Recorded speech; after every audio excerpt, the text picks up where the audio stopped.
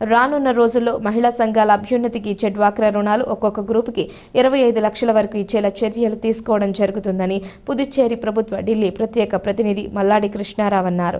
Yanam municipal శాఖ ఆధ్వర్యంలో Ambedkar Nagar municipal Kalyan మండపంలో జరిగిన డ్వాక్రా సంఘాల రుణాల మంజూరు కార్యక్రమంలో ముఖ్య అతిథిగా పాల్గొన్న ఢిల్లీ ప్రత్యేక ప్రసారం మల్లాడి కృష్ణారావు మాట్లాడారు. యానం మున్సిపల్ కమిషనర్ కండవిల్లి రామకృష్ణ అధ్యక్షతన జరిగిన కార్యక్రమానికి ముఖ్య అతిథులుగా ఢిల్లీ ప్రత్యేక ప్రతినిధి మల్లాడి కృష్ణారావు, స్థానిక ఎమ్మెల్యే గొల్లపల్లి శ్రీనివాస్, అశోక్ పరిపాలనాధికారి మునిస్వామితో పాటు పుదుచ్చేరికి చెందిన పుదుచ్చేరి అర్బన్ డెవలప్మెంట్ అథారిటీ అధికారులు పాల్గొన్నారు. ఈ సందర్భంగా మల్లాడి మాట్లాడారు.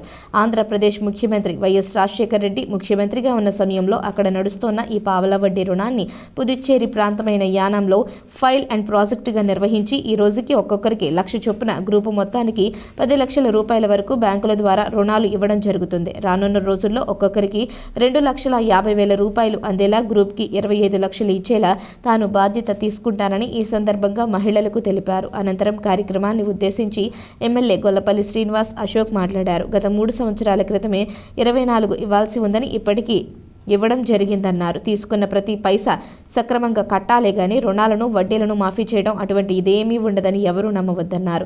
ఈ సందర్భంగా అతిథులను యానం మున్సిపల్ అధికారులు ఘనంగా సత్కరించారు. అనంతరం 85 డ్వాక్రా సంఘాలకు రుణాలను అందజేశారు. ఆ రోజుల్లో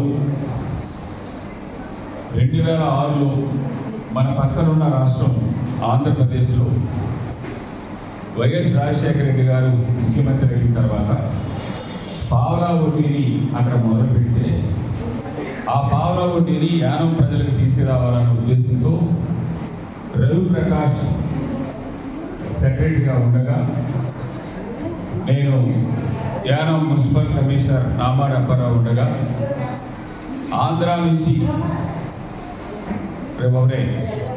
తీసుకొచ్చి మున్సిపల్ కళ్యాణ మండపంలో ఒక మీటింగ్ ఏర్పాటు చేసుకుని ఆ రోజు అసలు మనం బయటికి రాలేనంత వర్షం ఆ రోజు నేను పాండిచేరి వెళ్ళాలి.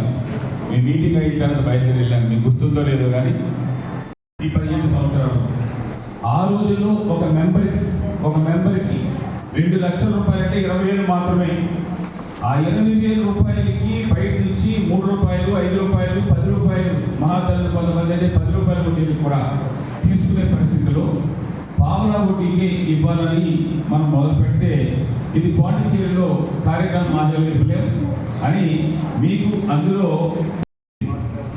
దాని ప్రకారం 213 గ్రూపులకి రిజిస్ట్రేషన్లు. ఎందుకంటే 10 మందిలో ముందైతే పసుపు కార్డుకి లేదు, దాని తర్వాత ఎర్ర కార్డుకి పసుపు కార్డుకి 7 రెడ్ కార్డు ఉంటే 3 కానీ ఇద్దరు కానీ ఎల్లో కార్డులో కూడా ఇన్కమ్ సర్టిఫికేట్ తీసుకుని వాళ్ళు కూడా ఇవ్వాలి. ఇందులో ఎల్లో కార్డు ఉన్న వాళ్ళు కూడా పేదవాళ్ళు ఉంటారు.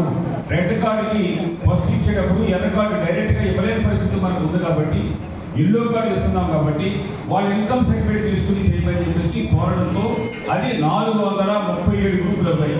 ఒక్కొక్క గ్రూప్కి 10 మంది అయితే 4,307 మంది 4,370 మంది టోటల్గా మనం దానికి ఫస్ట్ దాని తర్వాత రెండోసారి 2 లక్షల రూపాయలు ఇస్తే అప్పుడు వడ్డీ 6% మనకు వచ్చింది. భారత ప్రభుత్వం 3% ఇవ్వాలి, పాండిచేరి ప్రభుత్వం 3% ఇచ్చేలాగా. పాండిచేరి ప్రభుత్వం 3 నెలలకు ఒకసారి మనకి ఇస్తే ఈ 3 నెలలలోపు బ్యాంకర్స్ అందరినీ కూడా కూర్చోబెట్టి మీరు ఇమీడియట్గా ఇవ్వలేకపోతే ఆ గ్రూపు డిఫాల్టర్స్ అవుతారు కాబట్టి మాకు టైము 3 నెలల టైం ఇచ్చినట్టయితే ప్రభుత్వం డబ్బు కానీ రావడం కానీ లేట్ అయిపోతే ప్రభుత్వం డబ్బు మేము కడతాం, దాని తర్వాత మాకు రీఎంబర్స్మెంట్ అవుతుందని చెప్పేసి మీతోటి బ్యాంకర్స్ తోటి అందరితోటి మాట్లాడే మనం 6 నెలలకు ఒకసారి కడతాం అని అంటే బ్యాంకర్స్ ఎవ్రీ మంత్ అసలు వడ్డీ కట్టాలి అన్నప్పుడు దాన్ని 3 నెలల వరకు టైం పెంచేలాగా ఏర్పాటు చేయడం జరిగింది. ఆ చేసిన తర్వాత ఫస్ట్ సంవత్సరంలో 437 గ్రూపులకి 2 కోట్ల రూపాయలు, 1,98 లక్షల రూపాయలని వడ్డీ రూపంలో ప్రభుత్వం, భారత ప్రభుత్వం, పాండిచేరి ప్రభుత్వం కలిపి ఇవ్వాలి. దాంట్లో 1 లక్ష పాండిచేరి ప్రభుత్వం, 96 లక్షల రూపాయలు, 95 లక్షల రూపాయలు భారత ప్రభుత్వం ఆ రోజుల్లో ఇవ్వడం జరిగింది. దాని తర్వాత మరలా మీరు 3 సంవత్సరాలు అయిన వెంటనే మనం జిఎంసి బాలయోగి కాంప్లెక్స్లో ఒక మీటింగ్ అలాగే స్టేడియంలో 2-3 మీటింగ్లు పెట్టుకున్న తర్వాత 5 లక్షలు పెంచేలాగా ఏర్పాటు చేస్తామని చెప్పేసి మళ్ళా దాన్ని 2 లక్షల రూపాయలు 5 లక్షల రూపాయలకి ఏర్పాటు చేయడం జరిగింది. ఆ 5 లక్షల రూపాయలకి మనం ముందు కొన్ని గ్రూప్స్ ఏంటంటే ఇందులో కమిటీలో ఉన్న వాళ్ళు ప్రెసిడెంట్ అవ్వచ్చు, లేదంటే సెక్రటరీ అవ్వచ్చు, లేదా డైరెక్టర్ అవ్వచ్చు, డైరెక్టర్ అందులో ఉండే మెంబర్స్ అవ్వచ్చు. 10 మందిలో ఏ ఒకరు కానీ ఇద్దరు కానీ కట్టకపోతే దాని భారం మిగతా వాళ్ళ పడింది. మిగతా వాళ్ళు కట్టకపోతే ఆ ఇద్దరిని వాళ్ళు వేసుకుని వాళ్ళ వడ్డీలు పట్టుకొచ్చి వాళ్ళు అసలు ప్లస్ వడ్డీ కట్టే పరిస్థితులు వచ్చాయి. ఫస్ట్లో ఒక 5-6 సంవత్సరాలు అయితే ఎవరైనా వాళ్ళు ఉన్నా లేకపోయినా కానీ మనకు ఎక్కువ వడ్డీ బయట దొరికేదాన్ని తక్కువ వడ్డీ తీసుకొచ్చారు అన్న ఉద్దేశంతో మీరు ఆ డబ్బుని మీకు సులువుగానే బయట అయితే 20,000 రూపాయలకి నెలకి చూసుకుంటే దగ్గర ఒక 10,000కే 200 రూపాయలు 3 రూపాయలు అయితే 300 రూపాయలు అవుతుంది. 600 రూపాయలు అయిపోయేదాన్ని మనకి పావలా వడ్డీకే వస్తుంది అన్న ఉద్దేశంతో ఎక్కువ వడ్డీలు తెచ్చుకున్న అప్పుల్ని తీర్చేసుకుని దీన్ని మీరు తీసుకునేవారు. కొంతమంది ఇందులో మాకు అవసరం లేదని అనుకుంటే మిగతా మెంబర్లకు మీరు వాళ్ళకి ఎంతో కొంత బెనిఫిట్ ఇచ్చి కూడా తీసుకునే విషయాలు నాకు తెలుసు. ప్రభుత్వానికి తెలియవచ్చేమో కానీ నాకు తెలుసు మీకు ఎటువంటి కష్టాలు ఉంటాయో, ఎవరికి అవసరం కాదు. ఎందుకంటే 10 మంది గ్రూపు మీరు 0 వడ్డీనే ఇవ్వాలి, లేదంటే పావలా వడ్డీకి 3% గానే ఇచ్చేలాగా చేయాలి.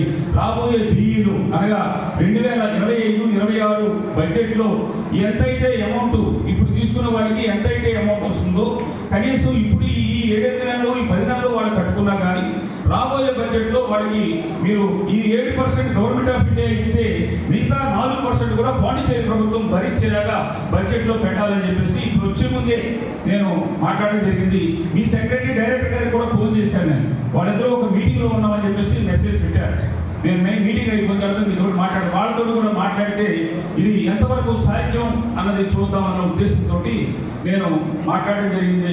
సీఎం గారు అయితే ఇప్పుడు కూడా పాజిటివ్గా ఉంటారు, ఏదో ప్రజలకు చేయాలన్న ఉద్దేశం ఉన్నది. కాబట్టి మళ్ళీ నువ్వు చెప్పే వచ్చే బడ్జెట్లో మనం పెట్టి ఒక 10 నెలల్లో 8 నెలల్లో పోయేప్పటికి రాబోయే రోజుల్లో ఆ 4% మనం భరించేలాగా పాండిచేరి ప్రభుత్వంలా భరించేలాగా చేద్దామని చెప్పేసి చెప్పుకున్నారు.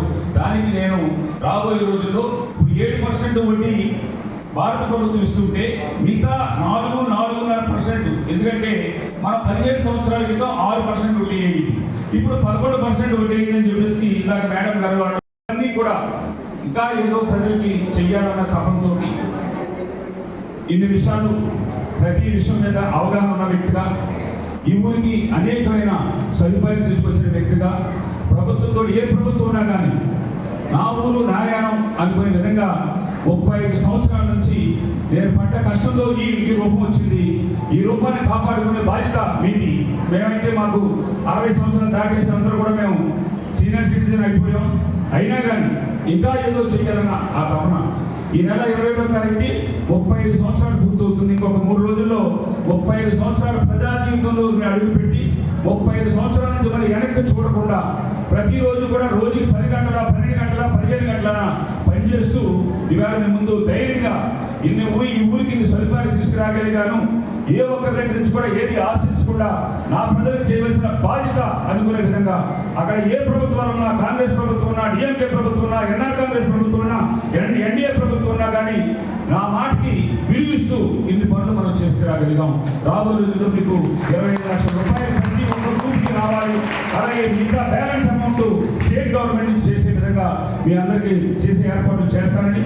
నాకు ఇంకా 2 మీటింగ్స్ ఉన్నాయి. 3 గంటలకే మీటింగ్ అంటే నేను 2 రోజుల నుంచి స్పీకర్, డిప్యూటీ స్పీకర్, ఎమ్మెల్యేస్ అందరూ వస్తే